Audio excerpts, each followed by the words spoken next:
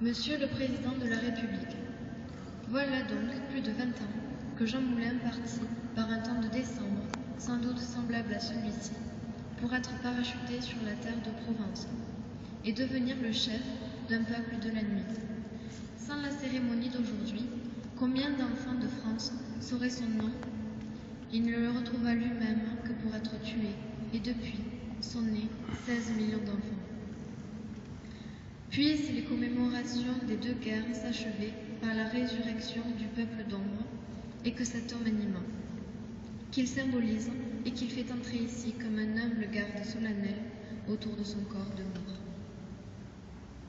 Après 20 ans, la résistance est devenue un monde de limbes, où la légende se mêle à l'organisation. Le sentiment profond, organique, millénaire, qui a pris depuis son accent de légende, voici comment je l'ai rencontré.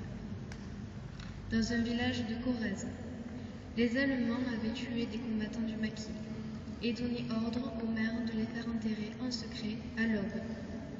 Il est d'usage dans cette région que chaque femme assiste aux obsèques de tout mort de son village en se tenant sur la tombe de sa propre famille.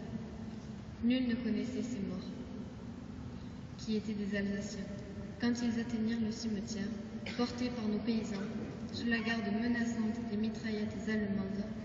La nuit qui se retirait comme la mer laissait apparaître les femmes noires de Corrèze, immobiles du haut en bas de la montagne, et attendant en silence, chacune sur la tombe des siens, l'ensevelissement des morts français. Ce sentiment qui appelle la légende, sans lequel la résistance n'eût jamais existé et qui nous réunit aujourd'hui, c'est peut-être simplement l'accent invincible de la fraternité. Comment organiser cette fraternité pour en faire un combat?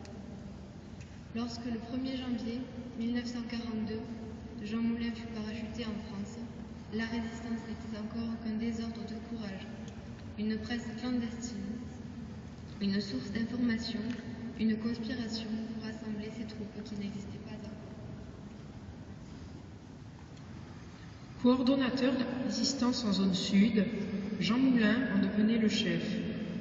En janvier 1943, le comité directeur des mouvements unis de la résistance, ce que jusqu'à la libération nous appellerions les murs, était créé sous sa présidence.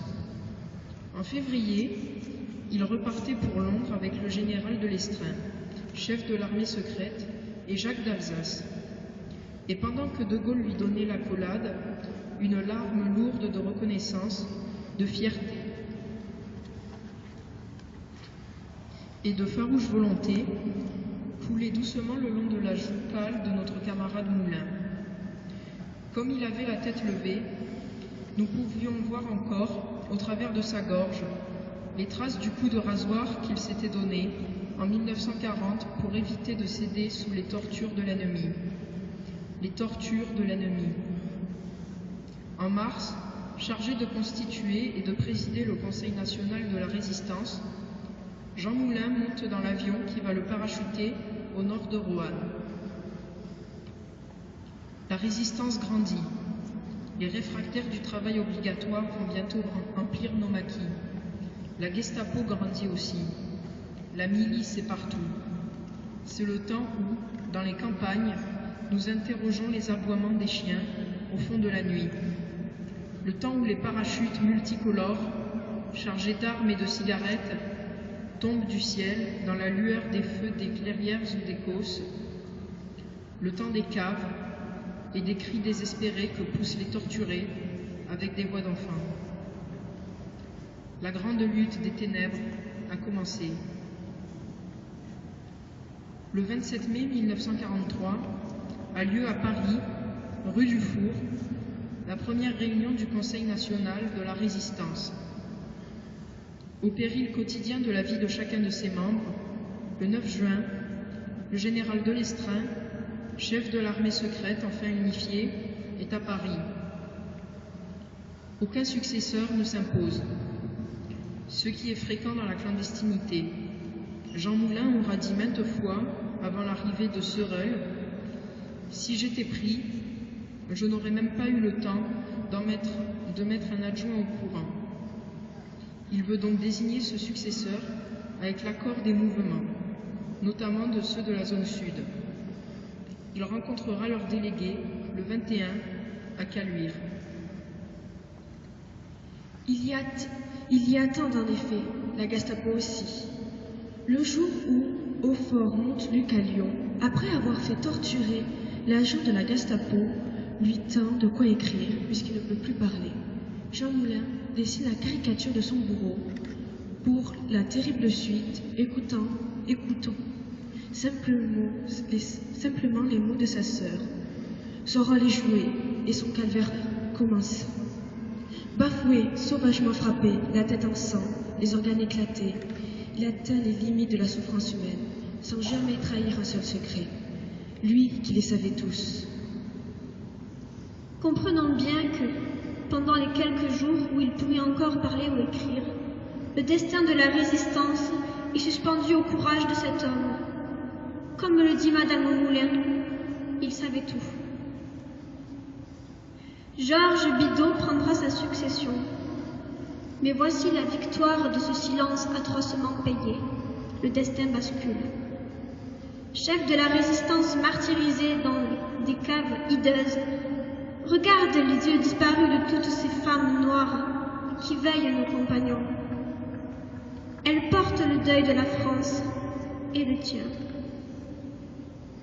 Regarde glisser sous les chaînes nains du Quercy, avec un fait de mousseline nouée, les maquis que la Gestapo ne trouvera jamais parce qu'elle ne croit qu'au branlard. Regarde le prisonnier qui entre dans une villa luxueuse et qui se demande pourquoi on lui donne une salle de bain. Il n'a pas encore entendu parler de la baignoire.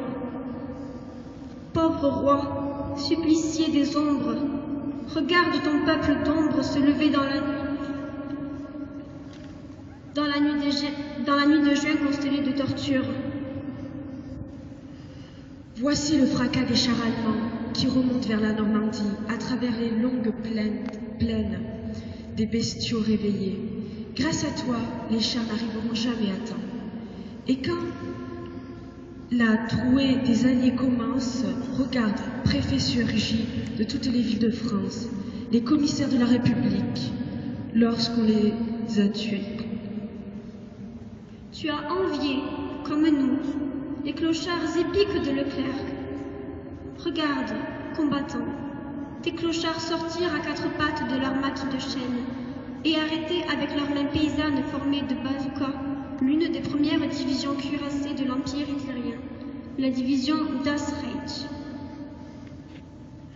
Comme Leclerc entra aux Invalides avec son cortège d'exaltation dans le soleil d'Afrique et les combats d'Alsace, entre ici Jean Moulin avec son terrible cortège, avec ceux qui sont morts dans les caves sans avoir parlé comme toi, et même ceux peut-être plus atroces en ayant parlé, avec tous les rayés et les tondus des camps de concentration, avec le dernier camp trébuchant des affreuses files de nuit et brouillard, enfin tombés sous les crosses, avec les 8000 Français qui ne sont pas revenus des bagnes, et la dernière femme morte à Ravensburg pour avoir donné asile à l'un des nôtres. Entre le peuple né de l'ombre et la disparition avec elle, nos frères dans l'ordre de la nuit. Commémorons l'anniversaire de la libération de Paris, je disais. Écoute ce soir la jeunesse de mon pays, ces cloches d'anniversaire qui ne sonneront comme celles qu'il y a 14 ans. Puisses-tu cette fois les entendre, elles vont sonner pour toi. L'hommage d'aujourd'hui n'appelle que le chant qui va s'élever maintenant, ce chant des partisans, que j'ai entendu murmurer comme un chant de complicité, puis psalmodier dans le brouillard des Vosges et les bois d'Alsace, mêlés aux cris perdus des moutons des Tabors, quand les bazookas de cortège avançaient à la rencontre des chars de Rudstedt, lancés de nouveau contre Strasbourg. Écoute aujourd'hui, jeunesse de France, ce qui fut pour nous le chant du malheur. C'est la marche funèbre des cendres qu'au voici. À côté de celle de Carnot avec les soldats de l'an 2, de celle de Victor Hugo avec les misérables, de celle de Jaurès veillée par la justice, qu'elle dépose avec un long cortège d'ombres défigurées. Aujourd'hui, jeunesse, puisses-tu penser à cet homme comme tu aurais approché de tes mains de sa pauvre face informe du dernier jour, de ses lèvres qui n'avaient pas parlé. Ce jour-là, elle était le visage de la France.